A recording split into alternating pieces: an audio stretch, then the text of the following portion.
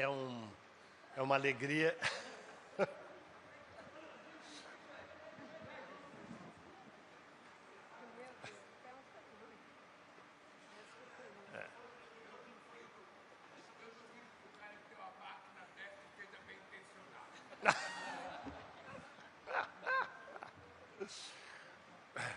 Bom, todos podem ver pelo humor do presidente que foi um dia muito bom. E foi um dia no qual nós tivemos encontros com alguns dos grupos negociadores, conversamos sobre alguns dos temas mais complexos da negociação, que seja adaptação, que seja financiamento, que seja o proposta de mapa do caminho, e tivemos, portanto, encontro com vários dos grupos negociadores. Tivemos também encontro com a sociedade civil, encontros também com o setor privado e o setor de governos subnacionais, nos quais nós discutimos as imensas consequências da COP30 do ponto de vista econômico, do ponto de vista de valorização de aspectos das consequências da mudança do combate à mudança do clima, e que comprovam que esta agenda é uma agenda que agora cobriu basicamente todas as atividades humanas. Por isso, havia aqui uma variedade imensa de atores e de personalidades e que buscaram não só apoiar a negociação, mas também apoiar todo o exercício de implementação que se desenvolveu ao longo da COP30. Então, ficou muito claro essa transição entre as COPs para a negociação, que continuarão a ser absolutamente essenciais para as negociações, mas também a COP que criou os documentos que já permitem que nós possamos implementar muitas das coisas que são necessárias para combater a mudança do clima. E eu acho que todos vocês têm ido, tanto na Zona Verde como na Zona Azul, a dezenas de atividades, mostrando uma quantidade impressionante de iniciativas, as mais variadas, não só no nível subnacional, mas no nível científico, no nível do setor privado, no nível da sociedade civil, ou seja, o debate na sociedade foi muito intenso.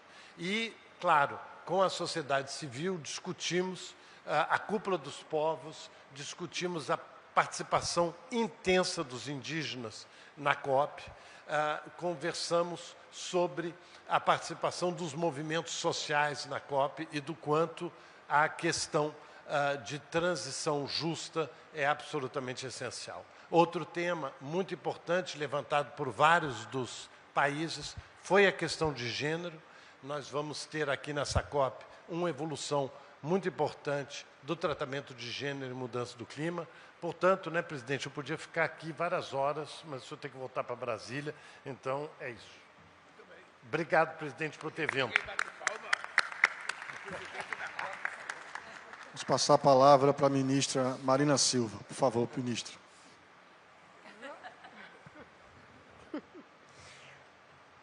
Boa noite a todos, a todas.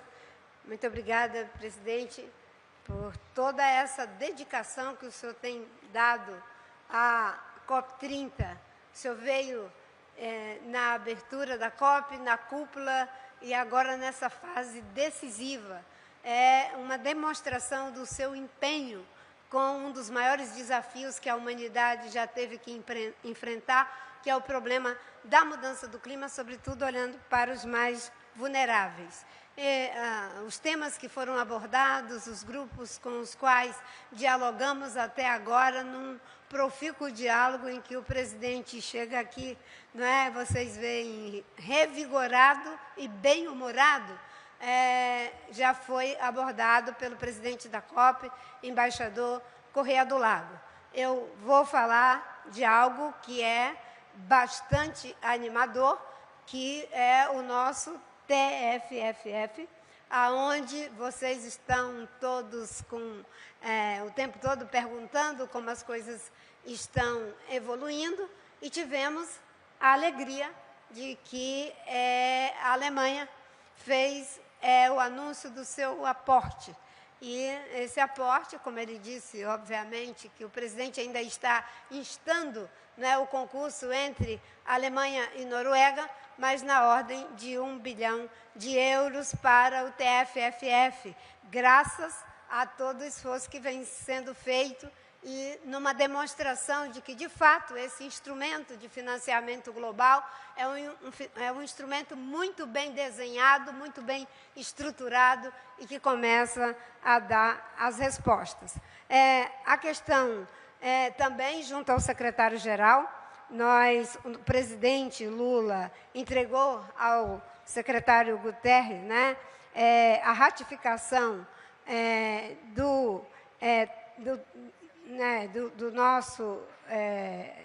da nossa carta de ratificação sobre o acordo de diversidade biológica marinha em áreas além da jurisdição nacional, o BBNJ, que é uma conquista, um esforço, um interesse muito grande do presidente antes de ir para a COP dos Oceanos. A primeira-dama também se envolveu pessoalmente e hoje entregamos para o secretário, e nós do Ministério do Meio Ambiente e o Ministério da Gestão, minha colega ministra Esther do Equity, estamos muito felizes.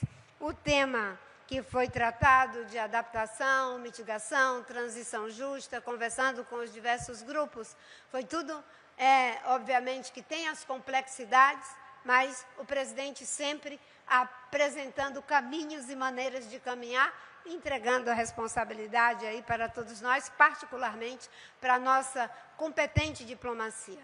E a questão do mapa do caminho, obviamente que é um tema que tem suscitado debate por todos vocês e pela sociedade de um modo geral, a comunidade científica, e todos tinham perguntas, mas tenho certeza que tivemos boas respostas. Não respostas definitivas, mas respostas processuais, no sentido de que o mapa do caminho é a possibilidade de que países desenvolvidos e em desenvolvimento possam estabelecer suas trajetórias da melhor forma possível para fazer a transição, para sair da dependência de combustível fóssil e para frear o desmatamento. E de que isso significa, com certeza, estabelecer uma linguagem que respeite as demandas de países em desenvolvimento, que aumente, com certeza, as responsabilidades de países que, historicamente, emitem mais e têm mais tecnologia e mais recursos financeiros, mas que todos estaremos nessa equação buscando as melhores formas de caminhar. É um diálogo profícuo, ninguém tem uma resposta pronta e acabada, ninguém quer impor nada a ninguém, mas tenho certeza que temos ainda muito chão pela frente para estabelecer consensos, e eu acredito no consenso progressivo, quando todos temos a intenção de dar o nosso melhor pelo clima, pela dignidade dos mais vulneráveis e porque é sempre a ética que dá as respostas técnicas para os grandes desafios que temos. Calma, gente. Passar a palavra. Ó, palma e vaia. Alguém tem que puxar. Se ninguém puxar, não acontece. Passar a palavra ao presidente Lula. Olha, eu queria, primeiro, agradecer o trabalho que vocês estão fazendo nessa COP. Quero agradecer à imprensa brasileira, à imprensa estrangeira, porque, no fundo, são vocês as pessoas que conseguem transmitir a quem não está presente a cara dessa COP. Eu, desde o início, não tinha dúvida que a gente ia fazer a melhor COP de todas as COPs que foram realizadas até agora. E aceitar o Estado do Pará e a cidade de Belém como espaço geográfico para que a gente pudesse realizar aqui um evento que não é nosso, que é um evento da ONU, foi um desafio e muita ousadia. Porque seria muito mais fácil fazer no lugar que já tivesse tudo pronto e que a gente não tivesse que ter nenhum desafio para trazer a uma cidade que muitos brasileiros sequer conhecem. E eu quero agradecer a vocês outra vez por isso. Hoje eu tenho certeza que a China conhece Belém. Hoje eu tenho certeza que Berlim conhece Belém. Hoje eu tenho certeza que Paris conhece Belém. Hoje eu tenho certeza que a Rússia hoje conhece Belém. E eu tenho certeza que muita gente do sul do país, do meu país, hoje conhece Belém.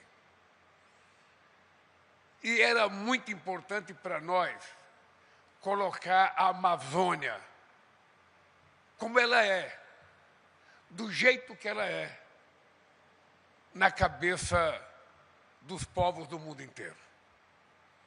Eu tenho certeza que hoje as pessoas conhecem que não só existe uma cidade chamada Belém, que é onde nasceu Jesus Cristo, mas que existe a Belém do Pará, do povo brasileiro, um povo extraordinariamente simpático, agradável e generoso, que vocês devem ter participado. Se vocês da imprensa ainda não dançaram o carimbó, por favor, vá dançar um carimbó. Vá comer... Aparelhagem. Vá comer, sabe, a melhor culinária que nós temos nesse país aqui. E vá se divertir, porque isso aqui é um povo extremamente generoso e simpático. Eu sinceramente, estou muito feliz. Eu saio daqui agora, eu vou para Brasília. Amanhã eu vou para o Salão do Automóvel, que fazia 8 anos que não funcionava em São Paulo. E depois eu vou para Joanesburgo, na reunião do G20. E depois eu vou em Moçambique fazer uma outra visita de Estado a um país africano. Mas eu não poderia deixar de dizer para vocês que essa COP ela é diferenciada. Primeiro porque ela teve representação de muita gente, de empresário. Eu não sei quantas vezes uma primeira-dama trabalhou tanto numa COP como a Janja trabalhou. E ela não estava aqui porque era minha mulher. Ela estava aqui porque ela tinha uma função. Ela tinha uma representação dada pela presidenta da COP para que ela percorresse o Brasil e o mundo falando da participação das mulheres. Como teve gente falando dos empresários, como teve a juventude falando da juventude, porque uma coisa que nós precisamos colocar na cabeça dos dirigentes do mundo inteiro é que esses eventos não podem ser, sabe, perpetuamente litúrgicos, em que só participa, sabe, pouca gente. E muitas vezes em lugar cercado de polícia por tudo quanto é lado, cercado de arame farpado por tudo quanto é lado.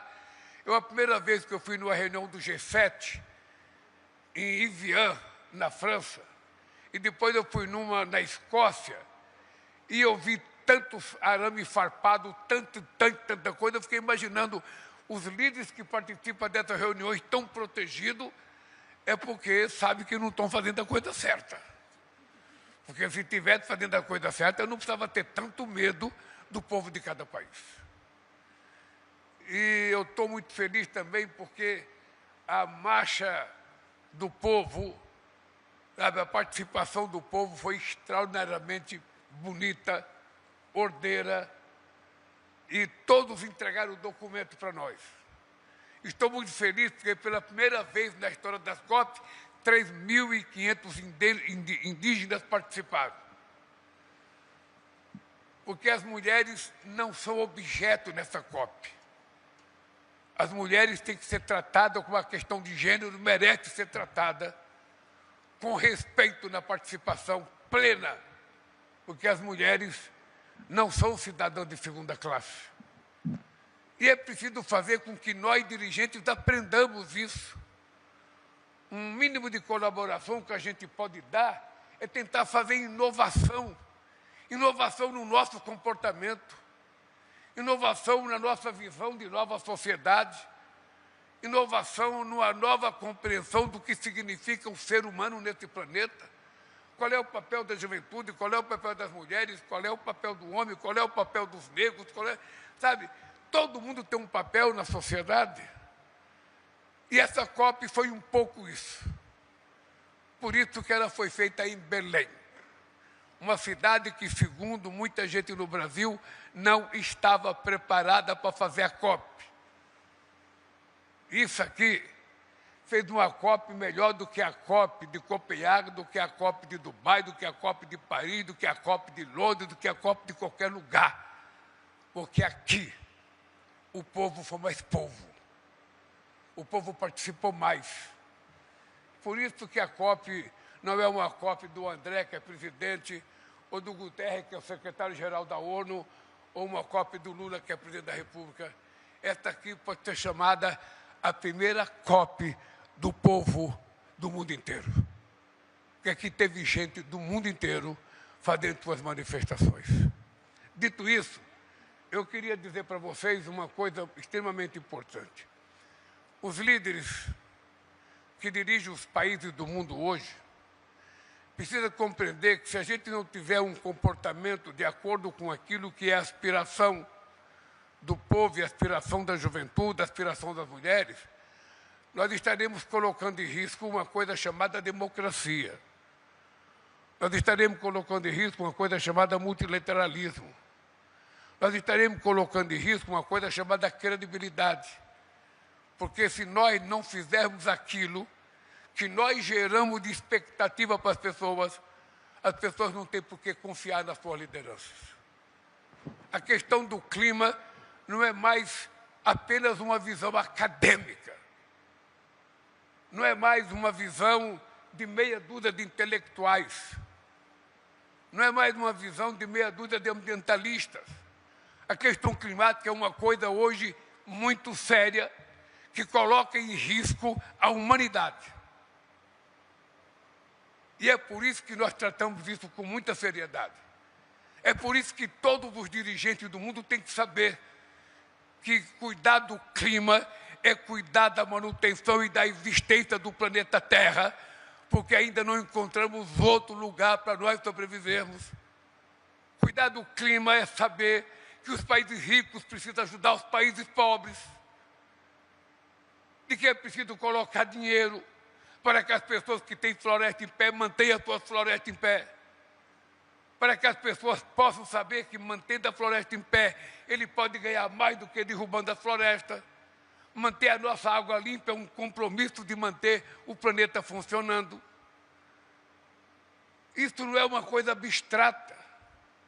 Nós precisamos convencer as pessoas de que os bancos multilaterais, que cobram uma exorbitância de juros dos países africanos e dos países pobres da América Latina, precisa transformar parte dessa dívida em investimento para que a gente possa fazer com que a questão da transição energética seja verdadeira. As empresas petroleiras têm que pagar uma parte disso, as mineradoras têm que pagar uma parte disso, as pessoas que ganham muito dinheiro têm que pagar uma parte disso, porque senão quem vai sofrer é a parte mais pobre do planeta Terra. São as ilhas, são os pobres da África, da América Latina, da Ásia. É preciso que as pessoas tenham consciência que todo mundo tem que ter muita responsabilidade. E é por isso que nós colocamos a questão do mapa do caminho. Ora, porque é preciso a gente mostrar para a sociedade que nós queremos, sem impor nada a ninguém, sem determinar o prazo, que cada país seja dono de determinar as coisas que ele pode fazer dentro do seu tempo, dentro das suas possibilidades, mas que nós estamos falando sério. É preciso que a gente diminua a emissão de gás de efeito estufa. E se o combustível fóssil é uma coisa que emite muito gases, nós precisamos começar a pensar como viver sem combustível fóssil e construir a forma de como viver. E falo isso muito à vontade, porque sou de um país que tem petróleo, sou de um país que extrai 5 milhões de barris de petróleo por dia, mas também sou do país que mais utiliza etanol misturado na gasolina. Sou de um país que produz muito biodiesel e o nosso óleo diesel já contém 15% de biodiesel misturado. Sou de um país que tem 87% da sua energia elétrica limpa e eu quero que todos tenham. E para isso os países pobres têm que ser ajudados pelos países ricos. Os países ricos podem ajudar a transição energética africana, a produção de biocombustível, a produção de eólica, de solar.